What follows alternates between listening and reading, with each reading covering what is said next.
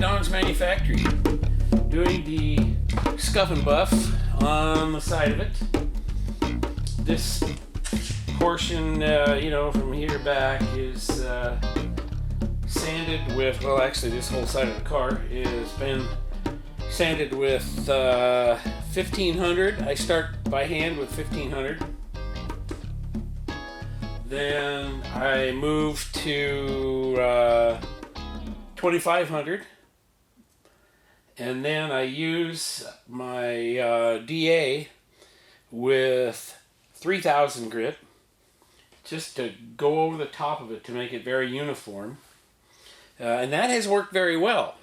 But heed my warning.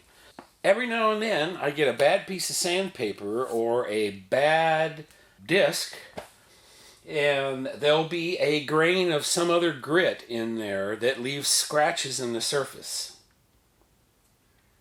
So that's what happened with the hood, is I started with 1000 grit, and it must have had some 400 or 600 grit in it, and it left some pretty deep scratches that I have yet to get rid of. I got to where I'd take a piece of sandpaper and I'd sand a spot, and then I'd wipe it off and dry it and look at it really clear with the light to see if it's actually sanding properly. Because sometimes I get a bad piece of sandpaper, I have to just throw it away. And same thing with the disc. I have to try the disc and the spot, wipe it off. If there's any scratches, if it's not a uniform, perfect little scuff, then I throw that away and I grab another one and try again. So what happened to me yesterday was I used the 3000 grit up to here, and it was getting pretty dull. It wasn't working that well. So I grabbed a new one and I did the fender. And as you can see here in these shots, here you can see in the surface of the paint circles caused by that bad sanding pad. Now these scratches are not very deep, but they are annoying as heck.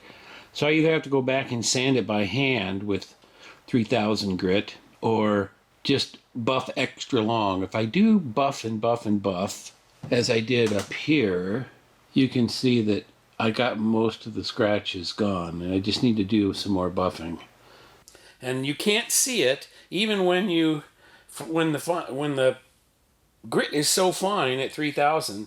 I can scuff it, wipe it down and dry it, get a strong light, look at it. You cannot see the scratches. Not until you start polishing. The buffer takes off all the 3000 grit sand scratch and then leaves those extra ones in there. And that's when you find out you had a bad disc. The coarser grits, 1500, 1000, 2000, 2500, I can seem to see those. But above that, I was having a hard time seeing that I was actually screwing up my paint when I was trying to make it better.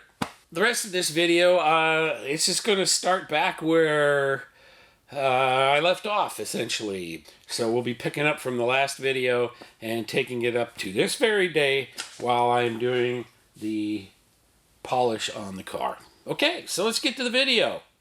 Hit it. Put on my paint suit and got everything staged and got the initial cleanup done. So now I'm all suited up and ready to do the final cleanup and start shooting. And it's noon, and it's about, oh gosh, it's 70, what is it? Exactly 70 degrees. Okay, just finished shooting the snow parts.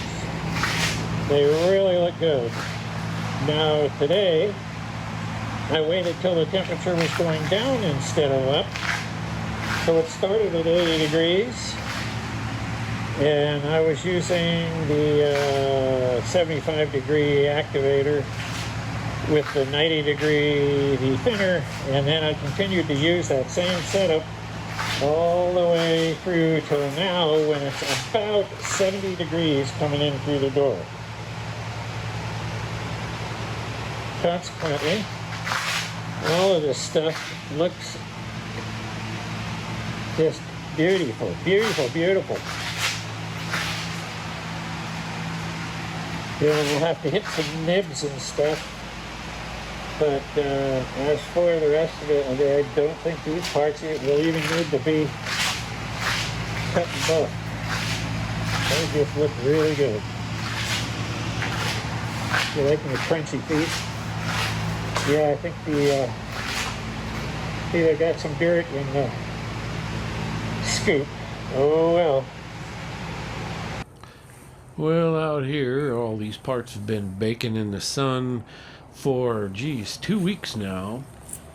And when I first painted them, I thought, oh, geez, they are so great, I will not have to do a cut and buff on them. However, now that they have been baking all this time out here, there's been quite a lot of shrinkage, and I suppose we can blame the fact that it's a repaint.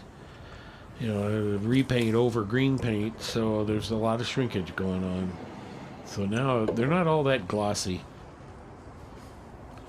Yeah, there's no solvent pop or anything anywhere on these. They look really good. You know, on the hood, there was a spot that crinkled up just like it did the first time I painted it. And when on the repaint, the clear crinkled again, right in the exact same spot. Boy, you know, what the heck is that about? Anyway, oh, I really like it. She sparkles good in the sunshine. Hi, welcome to Don's Manufactory. Today I'm just working on the air compressor that I borrowed from a friend of mine, and it was time to do the servicing and get it back to the owner. So it's a Makita. I didn't have it as the primary air compressor.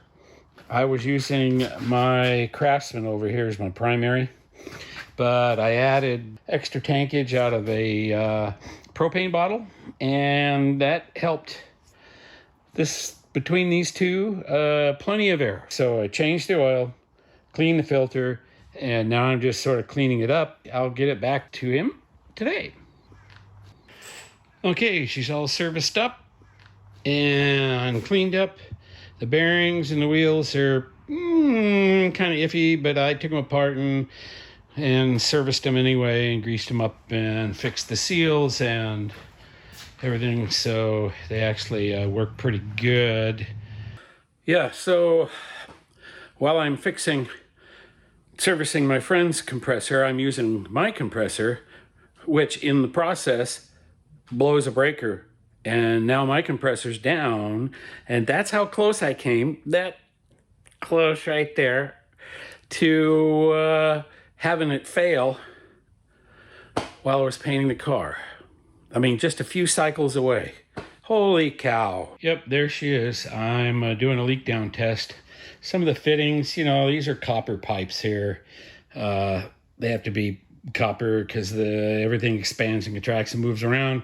Anyway, so the copper compresses and then the fittings start to leak, and so it has to keep recycling and refilling. So I'm going through and fixing all of those darn little leaks in there. It turns off at 120 and it only take it 5 minutes, and it's lost maybe 5 pounds there. So, still leaking somewhere. And here it is, all issues solved, back in its little home. Right there, that's Betsy out there sunning herself. Let's go get a look at her, because I've got the first cut and primary or first buff with the wool pad done.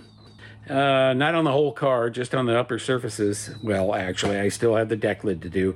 But anyway, I've been working at it. You know, I'll get there.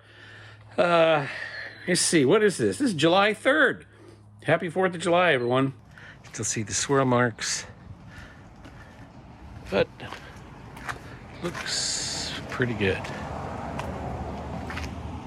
After the car sat out in the sun for a few days like this and baked, it got a lot harder to sand.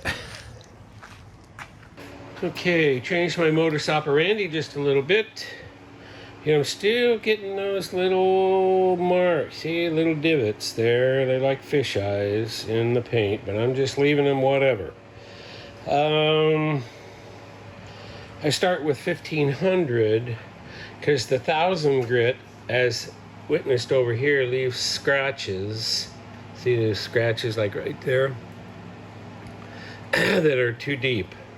At least, you know, cheap bad sandpaper or something. Anyway, so I'm starting with 3M 1500, moving up to 2500, and then buffing it, and then polishing.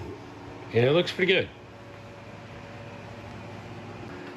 Well, now I have the tops of both fenders and the cowl done.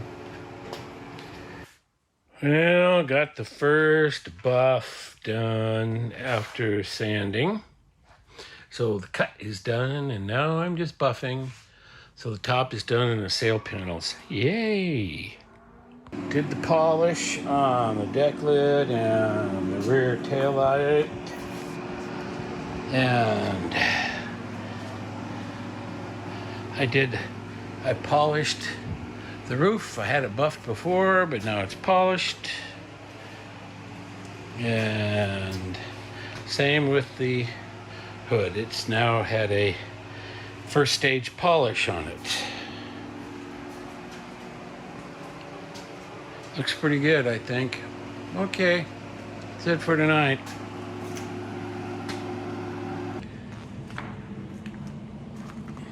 And yes, it's the 4th of July, so you'll be hearing fireworks go off, even though they have banned them in the city because of fire danger. I mean, we had some yahoo just about burn the city down a couple of years ago. I have been at it all day, but I got the driver's side all done. It's buffed and got a first level polish on it. Yeah, looks like I left some buffing compound splattered on the car here. I'll just clean that off a little bit.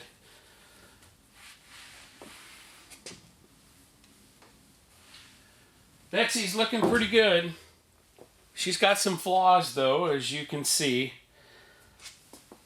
But I think I've got ways to take care of that. It actually looks pretty good, and I'm pretty happy with it compared to how it looked before. It looks really good now, but is it perfect? Absolutely not. But is it good enough? Absolutely. This is a driver, and by the time I get 1,000 miles on this car, there's already going to be rock chips and stuff happening to the paint. So, hey, I'm good with it. Anyway, thanks for watching Don's Manufactory. I got to get back at it, and I will catch you later.